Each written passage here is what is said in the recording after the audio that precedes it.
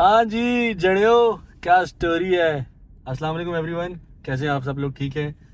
आज हम जिस गाड़ी का रिव्यू आपके लिए लेकर आए हैं ना, वो गाड़ी जो है वो पाकिस्तान को और पाकिस्तानियों को रास नहीं आई। वो गाड़ी एक्चुअली 2004 में सुजुकी बलिनो की रिप्लेसमेंट में आई थी। और यस ऑफ कोर्स हम आज बात कर रहे हैं सुजुकी लियाना के बारे में।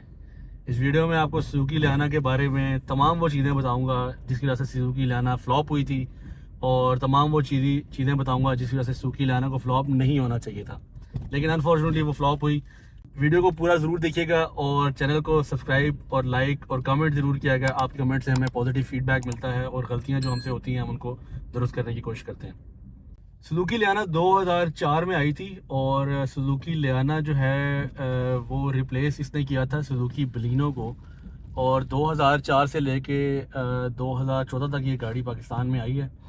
और इस गाड़ी की सबसे अच्छी बात ये थी कि ये उस ज़माने की गाड़ियों में सबसे ज़्यादा वेल इक्विप्ड गाड़ी थी। और ये अच्छी बात होने के साथ साथ इस गाड़ी की फ्लॉप होने की भी यही वजह बनी। गाड़ी में बेसिकली 3 वेरिएंट्स आए थे, LXI, RXI और एमिनेंट। LXI और RXI 1300 सीसी थे, जबकि एमिनेंट जो था वो 1500 प्लस सीसी था। और बेसिकली 1300 सीसी भी जो है वो 1328 है, तो हमारे टैक्स और बाकी कैटेगरीज के लिहाज से 1300 सीसी जो है वो नहीं है, वो 13 टू 1400 सीसी कैटेगरी में आता है। इसी तरह जो 1500 सीसी है वो आता है 1600 सीसी की कैटेगरी में। गाड़ी में M13 इंजन इक्विप्ड है सुजुकी लियाना में 13 सीसी में, जो कि 92 हॉर्स पावर और 118 न्यूटन मीटर टॉर्क प्रोड्यूस करता है। M13 इंजन अगर मैं आपको बताता चलूँ तो बेसिकली ये वही इंजन है जो आपकी सुजुकी स्विफ्ट में आया था लेटर ऑन, जो कि जब 2007-8 में लॉन्च हुई थी। ये M13 वही इंजन है। और इसमें जो 3 वेरिएंट्स थे उनमें छोटे छोटे डिफरेंसेस हैं। RXI जो है वो बेस वेरिएंट है, वो नॉन ABS वेरिएंट है। LXI में ABS और अलॉय रिम्स आए थे, जबकि एमिनेंट में ABS, अलॉय रिम्स और 1500 प्लस सीसी इक्विप्ड गाड़ी है वो। लियाना के इन तीनों वेरिएंट्स में ABS के अलावा एयर बैग्स नहीं है, लेकिन उस ज़माने के लिहाज से ये गाड़ी जो है वो जितनी पाकिस्तान में गाड़ियाँ अवेलेबल थी उसमें सबसे ज़्यादा चीप और सबसे ज़्यादा वेल इक्विप्ड मैं कहता हूँ कि टेक्निकली एडवांस गाड़ी थी। LXI और RXI दोनों मैनुअल वेरिएंट्स हैं और 5 स्पीड मैनुअल ट्रांसमिशन के साथ आते हैं, जबकि जो लियाना एमिनेंट है वो ऑटोमेटिक 4 स्पीड ऑटोमेटिक ट्रांसमिशन के साथ आती है। गाड़ी के अगर इंटीरियर की बात करें तो इसका इंटीरियर बड़ा बल्कि सी लुक देता है, काफ़ी खड़ा खड़ा सा इसका डैशबोर्ड है। और AC वेंट इसके मुझे बड़े पसंद हैं, क्योंकि साइड के जो AC वेंट्स हैं वो काफ़ी बल्कि से हैं, इस लिहाज से इनकी एयर थ्रो भी जो है वो काफ़ी बेहतर है। गाड़ी के अंदर 8 स्पीड एयर ब्लोअर की फंक्शनैलिटी मौजूद है। गाड़ी के दोनों साइड्स के सन शेड्स के अंदर वैनिटी मिरर भी मौजूद हैं, जो कि मेरा नहीं ख्याल किसी और गाड़ी में, इस सेगमेंट की गाड़ी में आता है। और मैनुअल डिमिंग जो है वो सेंटर मिरर में भी आपको मिलेगी। स्पीडोमीटर की बात करें तो लियाना के अंदर जो स्पीडोमीटर है वो मुझे तो बड़ा पसंद है, और उस ज़माने में ये स्पीडोमीटर बड़ा पसंद किया जाता भी था, क्योंकि इसमें 2004 में जब RPM मीटर और स्पीडोमीटर अलग अलग आए सेम डायल डायमीटर के साथ, तो वो बड़े पसंद किए गए थे। और मेरे ख्याल से उस ज़माने में 2004 में से लेके 10 तक और ऑनवर्ड्स भी ये वाहिद गाड़ी थी जिसके डैशबोर्ड के अंदर आपको आउटसाइड टेम्परेचर जो है वो देखने को मिलता था। स्टीयरिंग इस गाड़ी का जो है वो एडजस्टेबल है, लेकिन टेलीस्कोपिक नहीं है। गाड़ी की अगर ड्राइव की बात की जाए तो ओवरऑल इस गाड़ी की ड्राइव बड़ी स्मूथ और बड़ी अच्छी है। और सेडान होने की वजह से इस गाड़ी के अंदर जो स्पेस है वो भी मैं कहूँगा कि नॉर्मल सेडान से ज़्यादा है। पीछे बड़े आराम से 3 बंदे बैठ सकते हैं, और आगे की भी जो सीट्स हैं वो काफ़ी स्पेशियस हैं।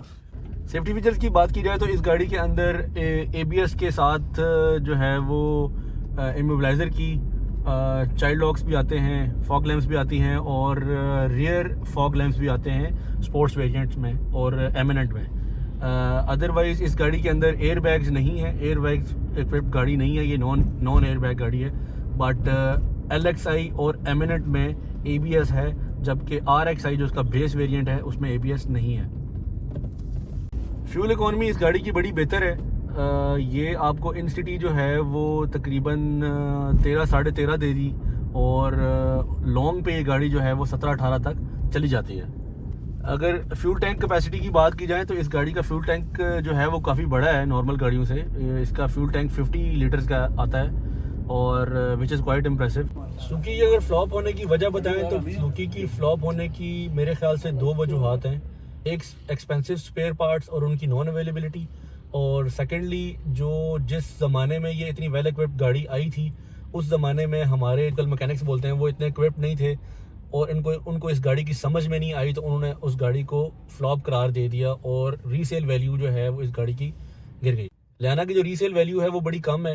वो इस वजह से कम है कि किसी गाड़ी के साथ कोई प्रॉब्लम हुआ है तो उसको प्रॉपरली फिक्स नहीं किया गया और वो प्रॉब्लम बढ़ता बढ़ता जो है वो गाड़ी की इंजन की तबाही का बायस बना है। तो इसलिए गाड़ियाँ जो हैं वो फ्लॉप हुई और लोगों ने इसको पसंद नहीं। इस गाड़ी में सबसे बड़ा जो प्रॉब्लम लोगों को मेजरली आता था वो ये आता था कि ये गाड़ी ओवर हीट हो जाती थी, जिसकी वो सबसे बड़ी वजह ये थी कि इसके अंदर एक आता है थर्मोस्टेट वॉल जो गाड़ी की हीटिंग को एक ख़ास टेम्परेचर के ऊपर सेट रखता है। थर्मोस्टेट वॉल जो था इस गाड़ी का नॉन कन्वेंशनल जगह पे लगा हुआ था, जो कि इनिशियली मैकेनिक्स को समझ में नहीं आया कि उसकी लोकेशन क्या है और उसको सेट कैसे रखना है।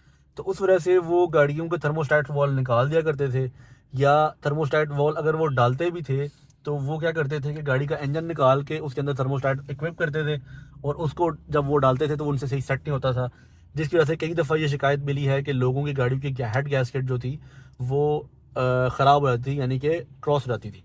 और हेड गैस्केट महंगी होने की वजह से अवेलेबिलिटी का भी शुरू में बहुत इशू रहा है।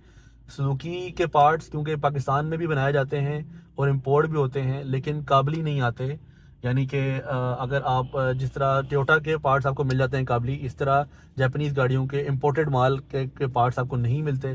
तो हुआ ये कि जब गाड़ियों की सेल्स कम हुई और पार्ट्स महंगे हुए तो लोगों ने लियाना को डिसलाइक करना शुरू कर दिया और आहिस्ता आहिस्ता कंपनी की सेल्स इतनी कम हो गई कि 2014 में कंपनी ने लियाना की प्रोडक्शन को फाइनली बंद कर दिया।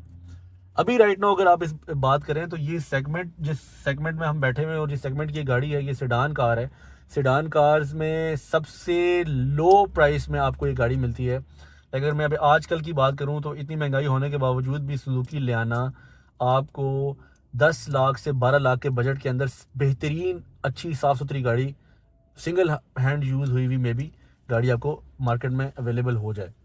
जो कि बड़ी गाड़ियों में, अगर सेडान्स में आप दूसरी गाड़ियों की बात करें जो उसके साथ सिटी है और JLI XLI है, वो आपको 2 मिलियन 20 लाख 22 लाख की जाके पड़ती है।